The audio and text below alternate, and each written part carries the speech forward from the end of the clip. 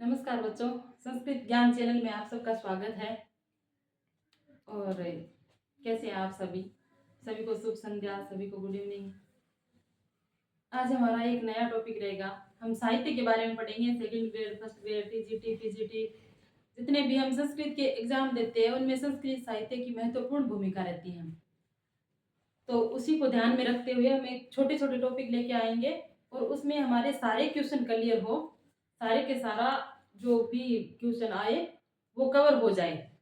हम ज़्यादा कोई ज्ञान के बारे में नहीं पढ़ेंगे, लेकिन हमारे क्वेश्चन गलत ना हो उतनी दूर जाने की हमें कोशिश करेंगे। तो आज हमारे सबसे पहले एक अहम टॉपिक रहेगा।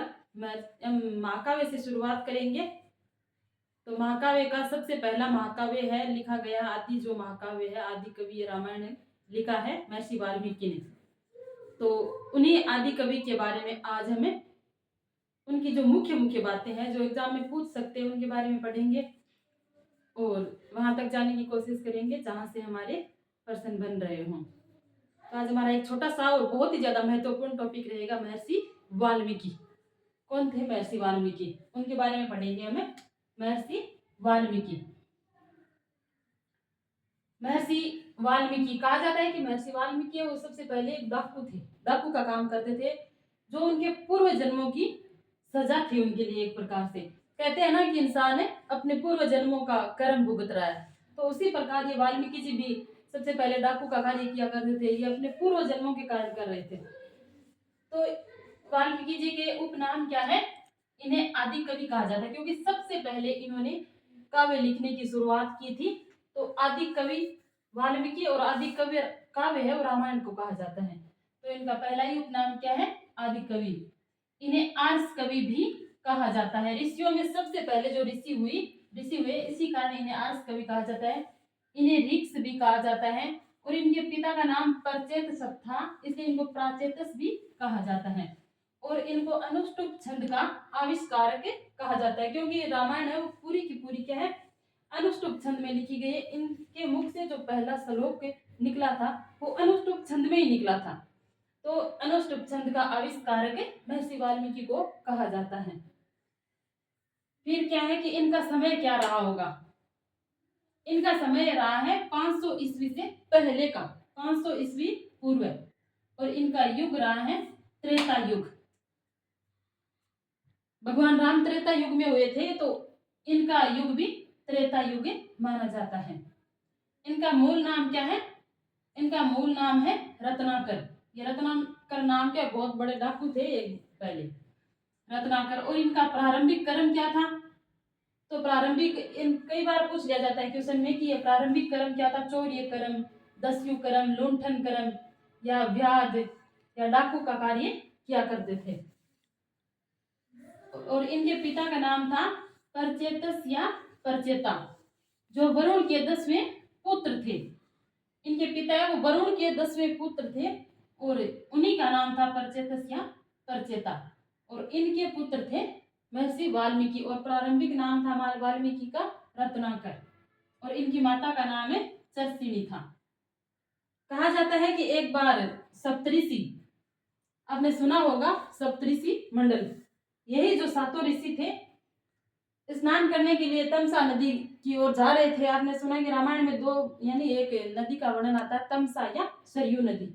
वहां पर जा रहे थे। तो एक छोटी सी कहानी मैं आपको बता देती हूँ कि ये जब जा रहे थे रास्ते में, तो ये वाल्मीकि है वो रत्नाकर थे, उधर उसी रास्ते पर डाकू का काम किया करते थे। जो रास्ते से आते जाते थे उनको लूटने का काम है करते थे। तो इन्होंने भी ऐसा ही किया, जो ऋषि जा रहे थे तो ऋषियों को लूटने का काम किया। तो ऋषियों ने पूछा कि आप बैठो, एक बार शांति से हमारी बात सुनो, कि आप ये जो चोर का काम कर रहे हो वो क्यों कर रहे हो? इसका भागीदार कौन होगा? ये जो पाप भुगतेगा वो कौन भुगतेगा? तो इन्होंने कहा कि भाई मैं तो अपने घर वालों के लिए कर रहा हूँ, बच्चों के लिए कर रहा हूँ, पत्नी के लिए कर रहा हूँ। तो उन्हीं ऋषियों ने कहा कि आप हमारे पास है वो ले लेना, लेकिन आप पहले जाओ घर पे और उनसे पूछ के आओ कि इस पाप का भागीदार कौन बनेगा। आप ये जो कार्य कर रहे हो लूटने का, चोरी डकैती का, इनका भागीदार कौन होगा? तो महर्षि वाल्मीकि क्या करते हैं? घर जाते हैं, अपनी माँ से पूछते हैं कि मैं ये जो कार्य कर रहा हूँ मैं आपके लिए कर रहा हूँ, क्या आप मेरे पाप में भागीदार बनोगे? तो उनकी माँ ने कहा कि तू ये काम कर रहा है तो तेरा कर्म है, ये इस पाप का भागीदार मैं तो नहीं बनूंगी क्योंकि तू ही बनेगा। तो माँ ने एकदम मना कर दिया उस पाप में भागीदार होने से। फिर पत्नी से पूछा तो पत्नी का भी वही जवाब था।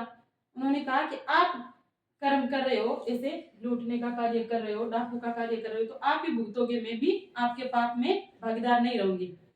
बच्चों से पूछा तो बच्चों ने भी ये बोल दिया कि भाई आप कर्म कर रहे हो तो आप ही भागीदार बनोगे।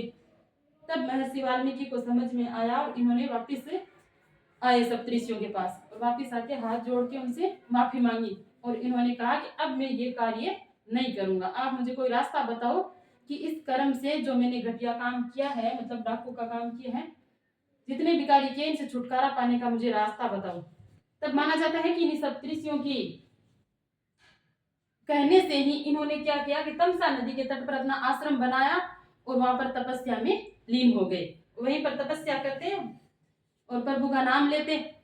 तो उसी टाइम क्या होता है कि एक बार रामायण के 7 कांड है, इसमें बाल कांड में के अनुसार कि एक बार वाल्मीकि है वो तब तमसा नदी की ओर स्नान करने के लिए जा रहे थे। तो वो क्या देखते हैं रास्ते में कि एक दो क्रोंच पक्षी थे। नर क्रोंच के लिए विलाप करती हुई माता क्रोंची का क्रूण क्रंदन सुना कि काम अवस्था में थे दोनों क्रोंच पक्षी। तो क्या करता है, एक व्याध आता है, शिकारी आता है, वो नर क्रोंच पक्षी को ऊपर बाण चला के मार देता है उसको। तो उनकी पत्नी है जो मादा क्रोंच, वो बहुत ही ज्यादा क्रूण अवस्था में रो रही थी। उनको सुनते ही क्या होता है कि अनायास ही वाल्मीकि के मुख से एक श्लोक निकलता है। श्लोक निकलता, वो श्लोक था अनुष्टुप छंद में, यानी ऐसा बोलते कि मां निषाद प्रतिष्ठा त्वं गमय है शाश्वती क्षमा यत् क्रोच मिथुनाम देकम अवधि काम मोहितम। इसका अर्थ है कि हे व्याध, हे शिकारी, तुमने इन काम में मोहित पक्षियों में से एक युगल पक्षी को तुमने मार दिया है, तुम कहीं भी गति को प्राप्त नहीं हो सकते। तो ये क्या है, रामायण का प्रथम श्लोक है। रामायण का प्रथम श्लोक है और इसे क्या कहा जाता है, इसी श्लोक को आदि श्लोक या इनको वाल्मीकि की प्रथम वाणी कहा जाता है। और इनको यानी अनुष्टुप छंद में हुआ, तो अनुष्टुप छंद को हम आदि छंद और क्रूण रस में ये लिखा हुआ है, क्रूण रस से भरा हुआ श्लोक है, तो इसीलिए इस श्लोक को क्रूण रस यानी क्रूण रस को क्या कहते हैं, आदि रस। रसों में आदि रस है क्रूण रस, और छंदों में आदि रस कौन सा है, अनुष्टुप छंद। और इसी श्लोक को प्रथम वाणी वाल्मीकि के मुख यानी जीवा पर उसी समय कहते हैं कि सरस्वती का वास हुआ और ये श्लोक फूट पड़ा। तभी ब्रह्मा जी आते हैं। ब्रह्मा ने आदि कवि होने का इनको वरदान दिया था। ब्रह्मा जी देखते हैं कि इनके मुख पर तो यानी साक्षात लक्ष्मी यानी सरस्वती का वास है, तो ये क्या है, एक महाकाव्य की रचना करेंगे।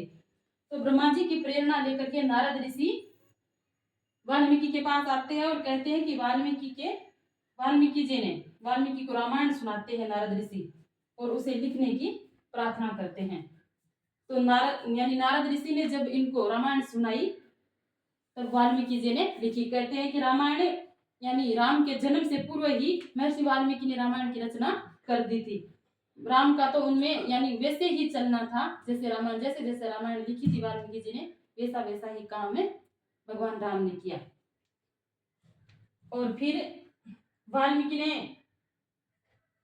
ये तो आप समझ गए, वाल्मीकि को आदि कवि, आर्ष कवि, ऋक्ष, प्राचेतस कहा जाता है।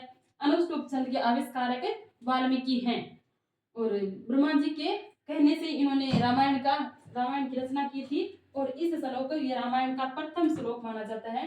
ये श्लोक क्रूण रस में और अनुष्टुप छंद में लिखा हुआ है। और फिर क्या है कि इनके बारे में थोड़े 2-3 कवियों ने कुछ कहा है, वो देख लीजिए। कई बार पूछ लेते हैं क्वेश्चन में कि रस सिद्ध है कविश्वर है, रस सिद्ध है कविश्वर यानी रस में सिद्ध है जो, यानी जो क्रूण रस है इनको आदि रस और रसों का भी रस माना जाता है, उसमें सिद्ध कविश्वर कौन है, तो ये है महर्षि वाल्मीकि। और ऐसा कहने वाले थे आनंद वर्धन।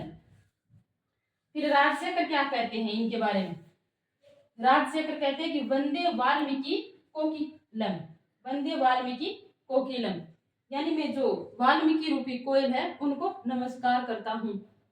फिर एक कवि हुए क्षेमेंद्र, इन्होंने वाल्मीकि के बारे में क्या कहा है कि ओंकार इव वर्णानाम कविना प्रथमो मुनि है। यानी जिस प्रकार वर्णों में ओम को प्रथम माना गया है, जिस प्रकार वर्णों में ओम जो ध्वनि है उनको प्रथम माना गया है, उसी प्रकार कवियों में प्रथम मुनि वाल्मीकि को माना गया है। तो ये हमारा छोटा सा महर्षि वाल्मीकि का परिचय था। और कल हम रामायण के बारे में पढ़ेंगे जो महर्षि वाल्मीकि ने लिखी है। रामायण के बारे में भी हम एक एक क्वेश्चन को लेने की कोशिश करेंगे और अच्छे से याद करेंगे। तब तक के लिए आप सबको बहुत बहुत धन्यवाद। और वीडियो पसंद आए तो लाइक शेयर सब्सक्राइब कर दीजिएगा।